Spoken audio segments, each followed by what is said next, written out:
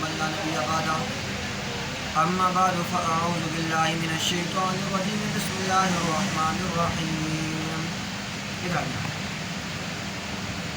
قال الله تبارك وتعالى في القرآن يا أيها النبي جاهد الكفار والمنافقين واغلظ عليهم ومأواهم جهنم وبئس المصير وقال النبي صلى الله عليه وسلم المؤمنون كرجل واحد إن اشتكى كله إن اشتكى عينه اشتكى رأسه اشتكى كله وكما قال عليه الصلاة والسلام وقال الله تبارك وتعالى في القرآن إن الله وملائكته يصلون على النبي يا أيها الذين آمنوا صلوا عليه وسلموا تسليما تمام حضرات انتہائی عقیدت عظمت محبت غلامی کی نظر سے دنیا آواز سے نماز والا دودھ نہیں پڑھنے اللهم صل على محمد وعلى آل محمد كما صليت على إبراهيم وعلى آل إبراهيم إنك حميد مجيد اللهم بارك على محمد وعلى آل محمد كما باركت على إبراهيم وعلى آل إبراهيم إنك حميد مجيد میرے محترم بھائی دوستو، چند باتیں آپ حضرات کے سامنے ذکر کرنی ہیں۔ اللہ رب العزت سے دعا ہے کہ اللہ رب العزت عمل کرنے کی توفیق عطا فرمائے۔ سب سے پہلے مجھے عمل کی توفیق عطا فرمائے، پھر آپ کو اللہ عمل کی توفیق عطا فرمائے۔ بھائی دوستو، آج کی گزارشات میں آپ حضرات کے سامنے جہاد کا مفہوم ذکر کرنا ہے۔ اللہ سے دعا ہے کہ اللہ ہم سب کو اپنے دلوں میں جہاد کے جذبہ بٹھانے کی توفیق عطا فرمائے، آمین۔ اللہ رب العزت قرآن پاک میں 484 آیات مبارکہ میں جہاد کا ذکر فرمایا۔ سورۃ الانفال، سورۃ التوبہ، ان دونوں سورتوں میں بھی اللہ رب العزت نے غزوہ بدر، غزوہ تبوک کو بیان فرمایا۔ بھائی دوستو، جہاد نبی کریم صلی اللہ علیہ وسلم نے کیا، صحابہ نے کیا۔ نبی کریم صلی اللہ علیہ وسلم روایات میں آتے ہیں کہ 27 غزوات لڑے، بعض روایات میں آتا ہے کہ 27 سے بھی زیادہ آپ صلی اللہ علیہ وسلم نے غزوات لڑے۔ غزوہ تبوک، غزوہ بدر، غزوہ احد، اللہ کے رسول صلی اللہ علیہ وسلم نے بڑے بڑے مارکے مارے، اللہ نے فتح عطا فرمائی۔ چاہے اس وقت مسلمانوں کی صحابہ کی تعداد تھوڑی تھی، کافروں کی زیادہ تھی، لیکن مسلمانوں کے پاس، صحابہ کے پاس ایمان تھا، تقویٰ تھا، حیا تھی۔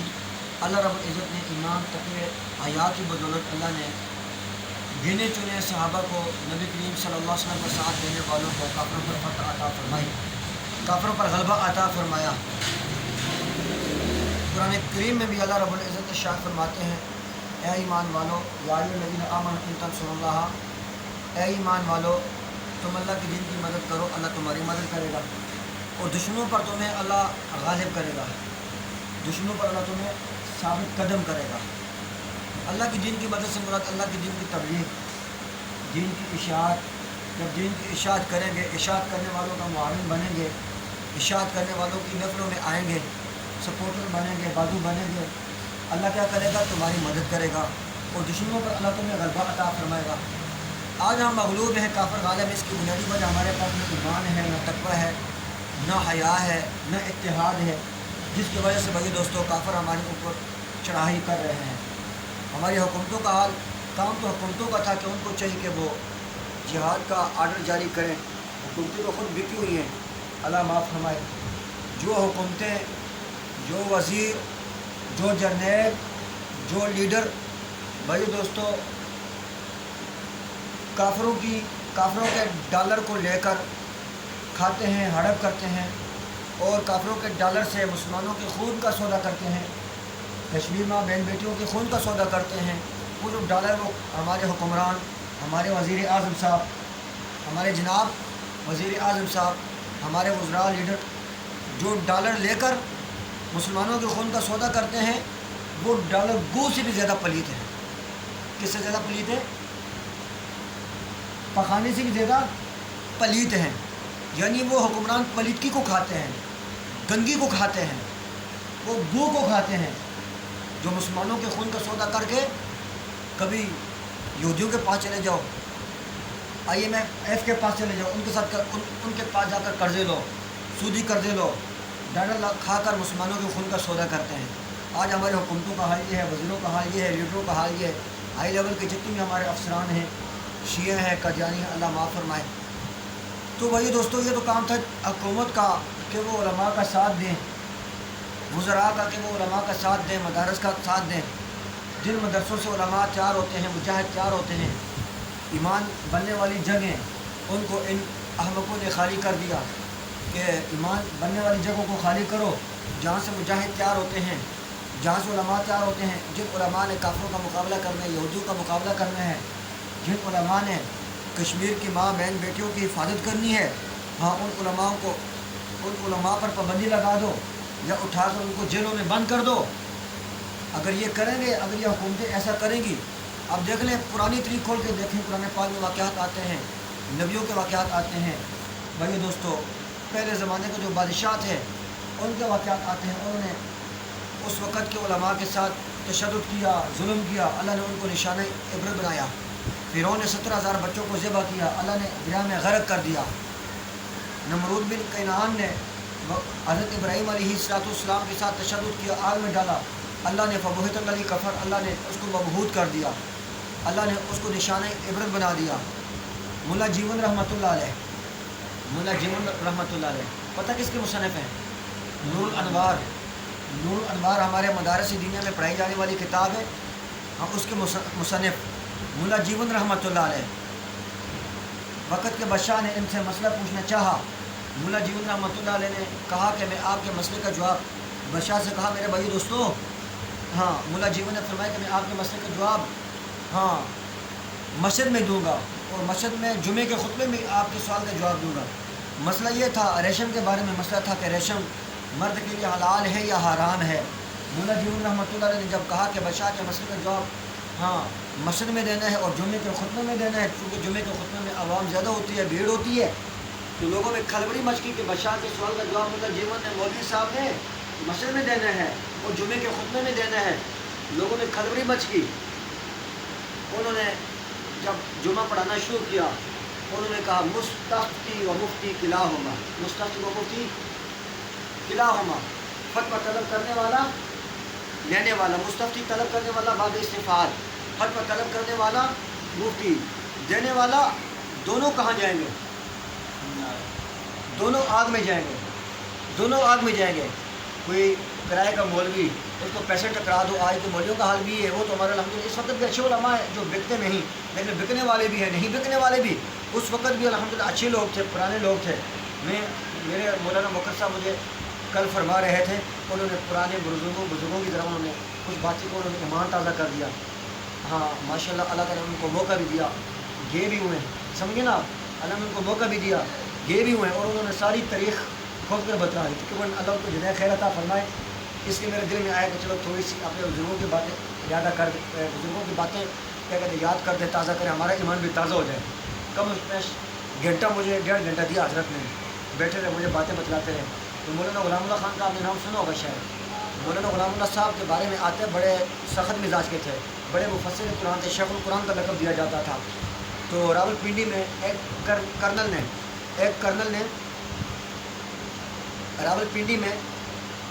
کرنل نے علماء کرام کو اکٹھا کیا، علماء کرام کو اکٹھا کر کے ہدایات دینا شروع کر دی۔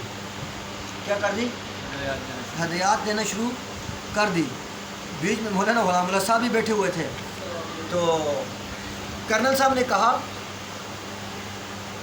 شیخ صاحب دیر سے آتے ہیں کبھی کبھار دیر سے آتے ہیں، یہ کیسی بات ہے یار، ہم نام ہو کر آپ دیر سے آتے ہیں، جب بھی فون اٹھاتے ہیں کبھی کہاں ہوتے ہیں، کبھی کہاں ہوتے ہیں۔ چلو کوئی بات نہیں، بات کر رہا تھا، غلام اللہ صاحب بیٹھے ہوئے تو کرنل نے کہا آپ میں سے اگر کوئی بات کرنا چاہے تو کر سکتے ہیں۔ مولانا غلام اللہ صاحب کھڑے ہوئے، ضیاء صاحب، مولانا غلام اللہ صاحب کھڑے ہوئے، اسٹیج پہ چلے گئے۔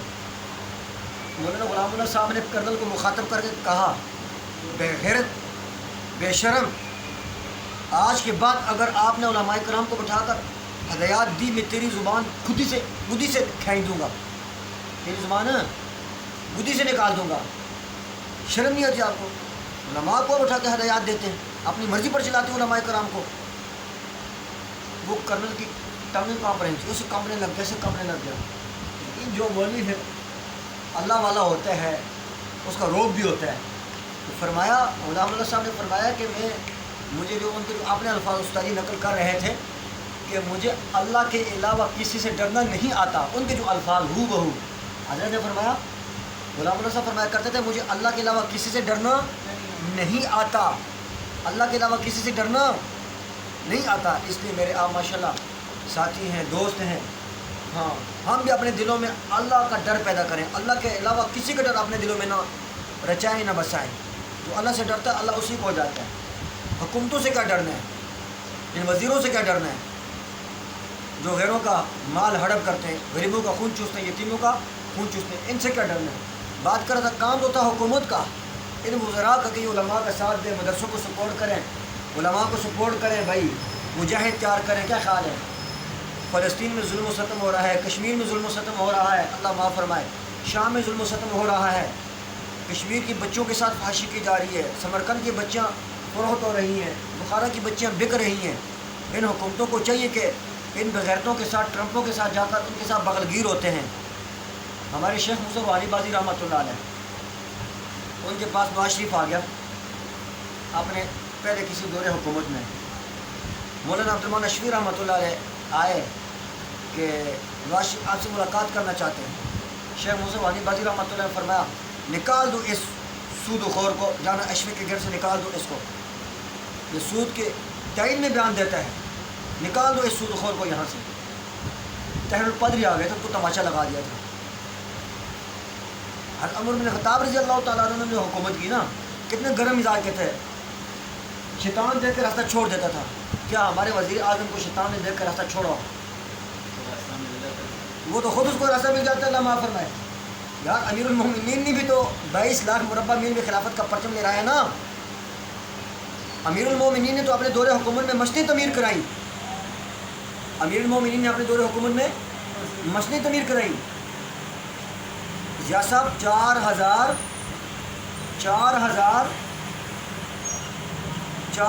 چھوٹی مساجد اور 900 بڑی مساجد. 4,000 چھوٹی مساجد اور 900 بڑی مساجد. امیر المومنین عمر بن خطاب رضی اللہ تعالیٰ عنہ بڑے مجاہد تھے, اپنے دور حکومت میں مساجد تعمیر کرائی, اور اپنے دور حکومت میں حضرت ابو درداء رضی اللہ تعالیٰ عنہ کو دمشق کی جامعہ مسجد کا استاد مقرر کیا, مدرس مقرر کیا کہ آپ نے لوگوں کو قرآن کا درس دینا ہے. اور ابو درداء کے سامنے بیٹھنے والے مسلمانوں کی تعداد کتنی تھی؟ 18,000 تھی. کہ عمران خان کے دور حکومت میں کبھی عمران خان نے مسجدیں بنائی ہوں؟ مندر بنا رہا ہے, الو کا پٹھا مندر بنا رہا ہے, اور وہ بھی مسلمانوں کے فنڈ سے. کیا یہ جائز ہے؟ کبھی عمران خان سے جا کر کسی مفتی سے جا کر اس نے فتویٰ پوچھے, علماء سے پوچھے کہ میں مندر بنا رہا ہوں, اور وہ بھی مسلمانوں کے فنڈ سے بنا رہا ہے, اور ملکی خزانے سے بنا رہا ہے. جو ہمارا میرے موبائل کا چندہ جاتا ہے, ٹیکس جاتا ہے, میری کس کے لیے بنا رہا ہے؟ ہندوؤں کے لیے مندر بنا رہا ہے اسلام آباد میں. آپ کو نہیں پتا؟ نہیں, مندر تو مجھے پتا ہے, لیکن پاکستان میں ہندو ہے. پاکستان میں ہندو ہوں یا نہ, کیوں نہیں ہندو ہیں. ایک جائیں آپ, یہ لنڈا بازار, وہاں پر یہ سکھوں کا گڑھ بنا ہوا ہے. سکھ ہے, سکھ بھی ہے, ہندو ہیں. سندھ کے اندر ہی گھنے ہیں, بلوچستان سے بہرحال اسلام آباد میں ہے. بات جو ہے نا شعیب صاحب, ہندو ہوں یا نہ ہوں, بنا تو رہا ہے نا, ان کو ایکسپورٹ تو کر رہے ہیں. کیا خیال ہے؟ ان کو دعوت تو دے رہے ہیں ہندوستان سے آنے کی ہندو کو. وہ پہلے انڈین کتے, ہندو سب سے متشدد قوم ہے, کشمیروں پر ظلم کر رہی. اب ان کا راستہ ہموار کر رہے ہیں کہ یہ ملک پاکستان میں آئیں, ملک پاکستان میں آ کر اپنے حکومت جمائیں, تو یہاں پر بھی آ کے جو حالات کشمیر میں بنے ہوئے, جو حالات فلسطین و شام میں بنے ہوئے, وہ حالات یہاں پر بھی ہوں. یہاں پر تو الحمدللہ علماء کرام کی برکت سے اللہ نے امن قائم کیا ہوا ہے, یہاں پر مجاہد ہیں. اب وہ ان کا راستہ ہموار کر رہا ہے کہ وہ یہاں پر آئیں, ان کو مندر بنا کے دے رہے ہیں, اور ملکی خزانے سے ان کو مندر بنا کے دے رہے ہیں, اور جس میں میرا چندہ بھی جاتا ہے, آپ لوگوں کا چندہ بھی جاتا ہے, آپ لوگوں کے بیلنس کا ٹیکس بھی جاتا ہے, موٹر سائیکلوں کا چلان بھی جاتا ہے, وہ کہاں جاتا ہے؟ اور اس سے مندر بنا کے دے رہا ہو. اس بے شرم کو شرم آنی چاہیے. مسجد تعمیر کرے, مدرسے تعمیر کرے, وہ بند کروا رہا ہے. وہ بند کروا رہا ہے. مدرسوں کو بند کرو, مندر بناؤ. اب دیکھو آگے محرم آئے گا, دیکھ لینا. محرم آئے گا نا بھی دیکھ لینا, لاک ڈاؤن ختم ہو جائے گا. محرم آئے گا, لاک ڈاؤن, ہاں 10 محرم سے دیکھ لینا آپ. ادھر سے ڈالر ملے گا ان کو کافروں سے بھائی کہ ان شیعوں کے لیے, صحابہ کے دشمنوں کے لیے, ان بغیرتوں کے لیے, خبیثوں کے لیے راستہ ہموار کرو. لاک ڈاؤن ختم کرو. بس لاک ڈاؤن ہے صرف مدرسوں کے لیے, علماء کے لیے. مارکیٹیں چل رہی ہے, بازار سارے کھلے ہوئے ہیں. کتنے بڑے افسوس کی بات ہے. تو اس لیے میں اپنے بھائیوں دوستوں, موبائل کیوں نہیں آ رہا؟ ہاں میں آپ کو عرض کرنا چاہ رہا ہوں, جتنی ہماری طاقت اور کوشش ہے کہ مرنا ویسے بھی مرنا ہے. ہم نے اپنے دلوں میں کیا کرنا ہے, اپنے دلوں میں جہاد کا جذبہ پیدا کرنا ہے. کام تو حکومت کا تھا کہ حکومت جہاد کا اعلان کرے. کام تو عمران خان کا تھا کہ وہ بھی کشمیر کے مسلمانوں کے جو مظلوم مسلمان ہیں ان کے حق میں آواز لگائے. اگر وہ نہیں کرے تو پھر ہمیں اٹھنا پڑے گا بھائی دوستوں, ہمیں اٹھنا پڑے گا. ہمیں غزوہ ہند کے لیے تیاری کرنی پڑے گی. ہمیں امام مہدی علیہ السلام کے ساتھ ملنے کے لیے تیاری کرنی پڑے گی. ڈرنا کیا ہے؟ بیان آپ 2-4 بندے سنتے ہیں, پوری دنیا میں جاتے ہیں اور بھی سنتے ہیں الحمدللہ الحمدللہ. کئی جگہ سے لوگ سن کے الحمدللہ فضل و کرم سے وہ کہتے ہیں کہ یار ہمیں بڑا فائدہ ہوا ہے. بڑی کری باتیں بھی ہوتی ہیں, کھری باتیں بھی ہوتی ہیں. پھر صاحب خلوصی نیت سے اللہ کی رضا کے لیے کیا جائے نا بیان, اللہ کو خوش کرنے کی خاطر, اور جو مقصود نہ ہو, شہرت مقصود نہ ہو, تکبر مقصود نہ ہو, اللہ تعالیٰ فضل فرماتے ہیں. تو اس لیے میں آپ کو عرض کر رہا ہوں کہ ہم اپنے دلوں میں جہاد کا جذبہ بٹھائیں اور ان لوگوں کو سپورٹ مت کریں, ان حکومتوں کو سپورٹ مت کریں. اللہ تعالیٰ سے دعا ہے کہ اللہ تعالیٰ عمل کی توفیق عطا فرمائے. میں نے آپ کے سامنے آیت مبارکہ تلاوت کی تھی. آیت مبارکہ میں اللہ کے نبی فرماتے ہیں, یا ایھا النبی حارث المؤمنین, یا ایھا النبی جاہد الکفار والمنافقین واغلظ علیہم ومأواہم جہنم وبئس المصیر. اے نبی کافروں کے ساتھ, منافقوں کے ساتھ جہاد کریں. کن کے ساتھ جہاد کریں؟ کافروں کے ساتھ, منافقوں کے ساتھ جہاد کریں. اور نبی نے جہاد کیا ہے, نبی نے جہاد کر کے دکھایا ہے. 27 غزوات لڑے ہیں نبی نے. غزوہ احد گئے ہیں, غزوہ بدر میں گئے ہیں. نبی پاک ہم جنگوں میں گئے ہیں. تو میرا اور آپ کا کام مت ہے جائیں یا نہ جائیں, یا ہاتھ پہ ہاتھ رکھ بیٹھ جائیں, یا جہاد کو دہشت گردی کا لیبل دے دیں, یا جہاد کا نام لینا چھوڑ دیں. ہمارے وہی ساتھی جن کی بات کر رہا تھا, کہتا یار ابھی جہاد کی ضرورت نہیں. مجھے غصہ آیا بڑا اس پر. میں کہا بے شرمو, جہاد کی ضرورت نہیں پیدا کر, کلمہ نماز روزہ حج, اس کے بعد 5 نمبر میں جہاد آتا ہے. دیکھو نا, حالات کے بدلنے سے بندے کو اپنا طریقہ بھی بدلنا پڑتا ہے. ایسا ہی نہیں ہوتا, حالات کے بدلنے سے طریقوں کو بدلنا پڑتا ہے. حالات کے طریقے سے فتوے بھی دیے جاتے ہیں نا, فتاوا, وہ بھی حالات کے بدلنے سے حالات پر دیے جاتے ہیں کہ حالات کیا جا رہے ہیں. اب اس وقت آپ دیکھیں کشمیر پر ظلم ہو رہا ہے, کیا ہم بیٹھ گئے کشمیر کے مسلمانوں کا دکھ محسوس نہ کریں؟ اللہ کے نبی نے فرمایا سارے کے سارے مومن جسم کی طرح ہے, آنکھ میں تکلیف سارے جسم میں تکلیف, سر میں تکلیف سارے جسم میں تکلیف. اگر کوئی کشمیری مسلمان ظلم و ستم کی چکی میں پس رہا ہو, مغربی مسلمان کو دکھ محسوس نہ ہو, زبان نبوت نے فرمایا کہ مومن نہیں منافق ہے, چاہے وہ حکومتوں میں ہو, چاہے وہ رعایا میں ہو, چاہے وہ وزراء میں ہو, چاہے لیڈروں میں ہو, چاہے پڑھے لکھوں میں ہو, چاہے ان پڑھوں میں ہو, چاہے تاجروں میں ہو, چاہے وہ دکانداروں میں ہو, کسی طبقے میں وہ بندہ ہو.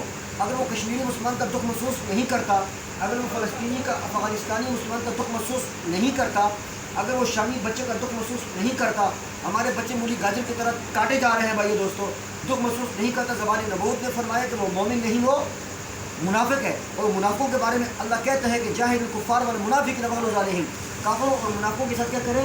جہاد کریں. سب سے پہلے کافروں کو کہا, ان یہودیوں کا کہا, بدبختوں کا, جو اسلام کا کٹر دشمن ہے, یہ انڈین کتے فوجی ہندو, ان کے خلاف. پھر منافقوں کے بارے میں. اب منافق آپ کو ملک پاکستان میں آپ کو ان گنت ملیں گے, منافق آپ کو ان گنت ملیں گے. جو بھی بھائی دوستوں کافروں کا غلام ہو, ان سے ڈالر لیتا ہے, ادھر پاکستان میں آ کر کہتا ہے تو میں ریاست مدینہ قائم کروں گا, اور تیرا منہ ہے ریاست مدینہ قائم کرنے کا؟ کہتا ہے کہ میں ریاست مدینہ قائم کروں گا. کیا ریاست مدینہ میں سود تھا؟ شعیب صاحب, ریاست مدینہ میں سود تھا؟ دکھ کی بات ہے, ہماری جوانیاں کہاں کھپ رہی, اللہ کی قسم. ہم اپنی جوانیوں کو اللہ کے دین کے لیے کھپائیں. چوک چوہوں کے لیے ہماری جوانیاں نہیں, ہماری جوانیاں جہاد کے لیے. سوچنے کی بات, رونے کی بات ہے. صحابہ کرام جوانیوں میں اللہ کی دین کے لیے اپنی جانوں کو نظرانہ دیتے تھے. معاوض کتنے تھے؟ معاذ چھوٹی عمر کے تھے نا حضرت, چھوٹی عمر کے تھے نا. ابو جہل کو پھڑکایا تھا, اسلام کا دشمن، نبی کا دشمن، نبی کا چچا، اسلام کا دشمن کس نے پھڑکایا تھا بتلاؤ ذرا؟ محمد معاذ رضوان اللہ تعالیٰ عنہ اجمعین، 2 بچے تھے چھوٹے چھوٹے، انہوں نے پھڑکایا. وہ وہاں جو مجمع کھڑا تھا سب سے چھوٹے تھے وہ. کیا آج ہماری جوانیاں، ہمارے بچوں کی جوانیاں کہاں گزر رہی ہیں؟ ہماری بچوں کی جوانیاں فیس بک کی بدماشیاں، لیپ ٹاپ کی بدماشیاں، فلمیں، ننگی فلمیں، موویاں، گلیوں میں، چوکوں چوراہوں میں، اللہ معاف میں، بلیڈ میں. ہماری بچوں کی زندگیاں.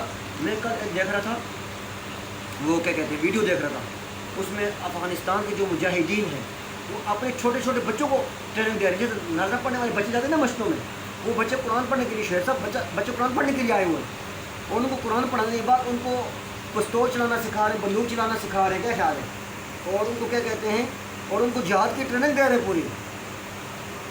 کیا آج ہماری مساجد میں جہاد کی ٹریننگ ہو؟ سوچنے کی بات. ہم تو کم سے کم ایسا کریں نا. اللہ سے دعا ہے کہ اللہ ہمیں عمل کی توفیق عطا فرمائے. اللہ نے فرمایا کافروں کے ساتھ، منافقوں کے ساتھ جہاد کرے اور ان بغیرتوں پر غصے ہو جائے. وَغْلُظْ عَلَيْهِمْ، اللہ کہہ رہے ان پر کیا ہو جائے؟ غصے ہو جائے. نرمی کے موقع پر نرمی، غصے کے موقع پر غصہ. کہیں نرمی دکھانی پڑتی، کہیں غصہ دکھانا پڑتا ہے. جہاں پر غصہ کرنے کا موقع ہے وہاں پر ہم غصہ نہ کریں تو کتنے بڑے افسوس کی بات ہے، دکھ کی بات ہے، غیر ضمیری کی علامت ہے.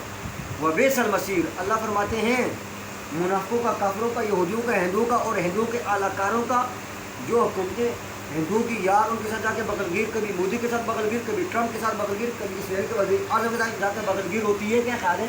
ہمارے علماء کے ساتھ بغلگیر نہیں ہوتی، ان کو سپورٹ نہیں کرتی. ایسے حکومتوں کے بارے میں اللہ نے کہا، ایسے منافقوں کے بارے میں اللہ نے کہا وَبِئْسَ الْمَصِيرُ، ایسی حکومتوں کا ٹھکانہ، ایسے منافقوں کا ٹھکانہ کیا ہے؟ دوزخ ہے. اور ان کا انجام ہو کے رہے گا جو انجام اللہ نے فرعون کا دیا.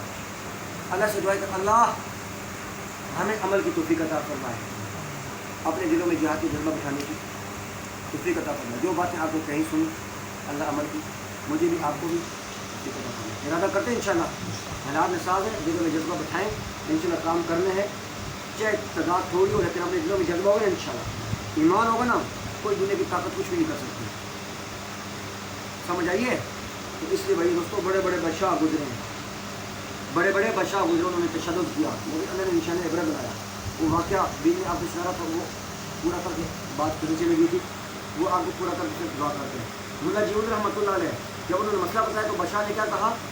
اپنے قرینوں کو کہا بھائی اس کو سودے میں لڑکاؤ. بادشاہ کا بیٹا اتفاق سے ملا جیون کا معتقد تھا، اس کا ملا جیون کا مرید تھا، معتقد تھا. آپ نے ملا جیون کو کہا کہ میرا ابا تیرے خلاف پروپیگنڈے کر رہا ہے.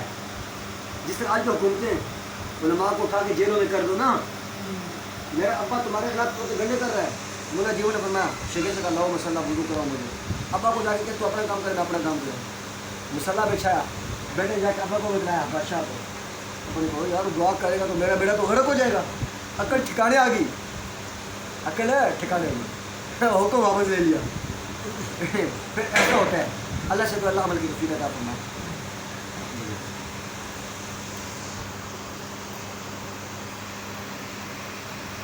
یا اللہ اپنے دلوں میں جہاد کی جذبہ بٹھانے کی توفیق عطا فرمائے. صلی اللہ علیہ وسلم.